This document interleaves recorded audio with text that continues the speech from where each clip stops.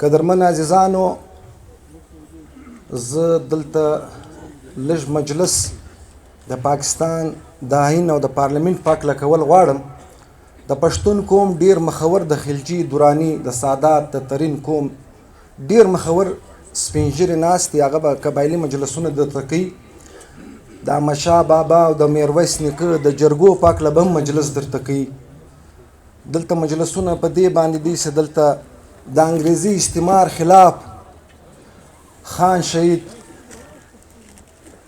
او فخر افغان باچا خان کومه مبارزه چې کوله د دې وطن دپاره، د پښتون قام دپاره د انګریزي استعمار خلاف د دوی مبارزه وه، جدوجهد یې و. د هغه سره نور هم ډېر مشران و د دا سیمې. د هغه انګریزي استعمار څخه موږ خلاص سو، اسلامي جمهوریه پاکستان په وجود کې رالی.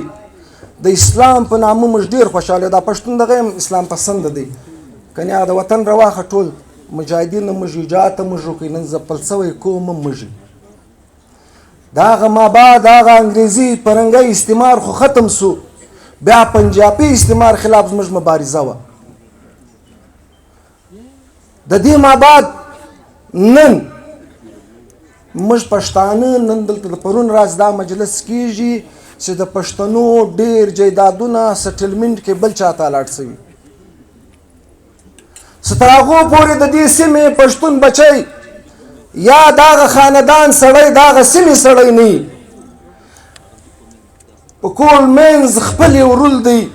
یو شی هم چاته نه الیټمنټ کېږي دغه علاقې او ملک مشر څوک نه ورسره، دغه حصه به وي، دغه مابعد به نور خلک وي.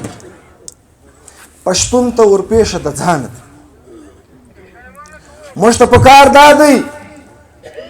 دا جرګه هغه وخت په مخه تللی سي، دا جرګه هغه ټیم کامیابه کېدی سي چې د محترم کنوینر نواب عباس خان جوګزي په صدارت کې په دې کې د ټولو قومو نمایندګي د برابري په بنیاد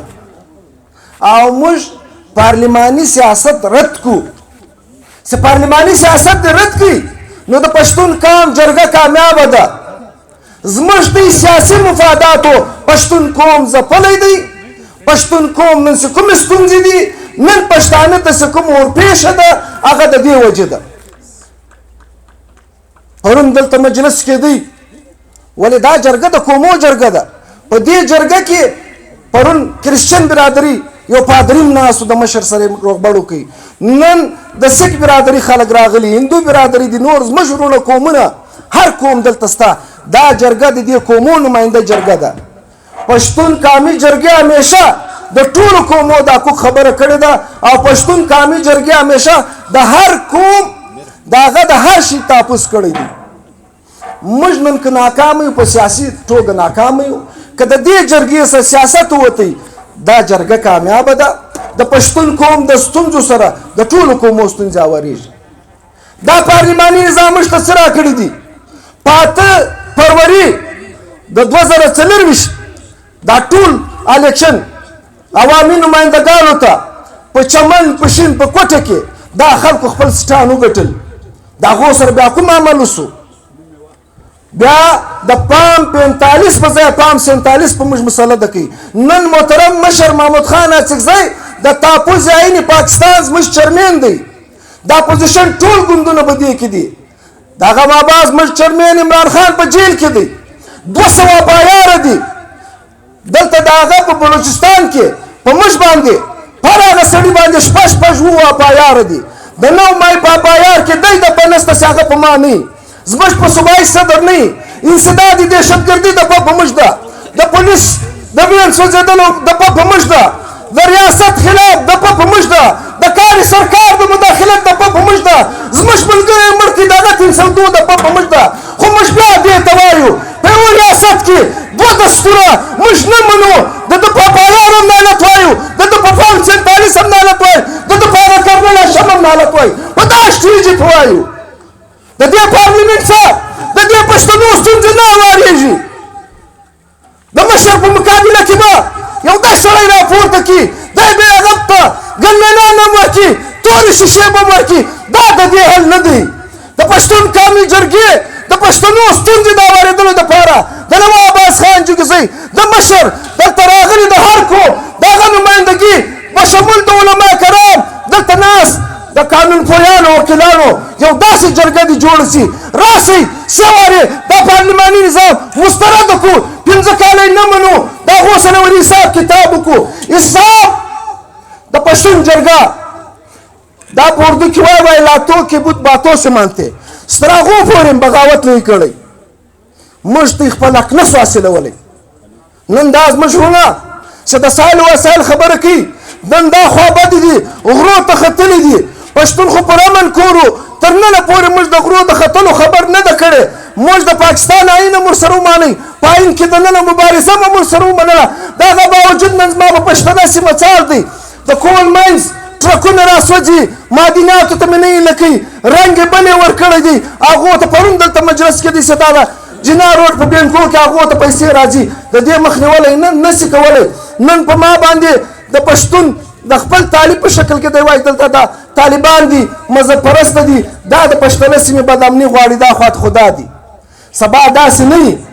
خپله وینا مختصر کوم سبا داسې نه وي چې بیا زموږ د پښتنو سره داسې ناوړی عمل وشي بیا به هم دا پنجابي استعمار په ویري بیا که هغو ازادي واخیستله بیا به هغه زموږ سره د ورورګلوۍ زموږ حق موږ ته نه راکړي بیا به هغه موږ ته وایي زموږ وړه دي موږ همیشه د هغو د تحریک د هغو د مظلومیت د هغو د مسینګ پرسن حمایت کړی دي سبا داسې نه وي پښتنو چې په خواب غفلت کې موږ ته ویده یو هغه پر سر اقتدار راسي بیا به سبا دا وایي چې پښتونو ته زما سره حق نه لري نه په سایل کې لري نه په وسایل کې لري عزیزانو راسئ پرون دلته زموږ یو ورور ویلې چې په نادرا ور شناخت کارت راکړی بیا رابلا کړی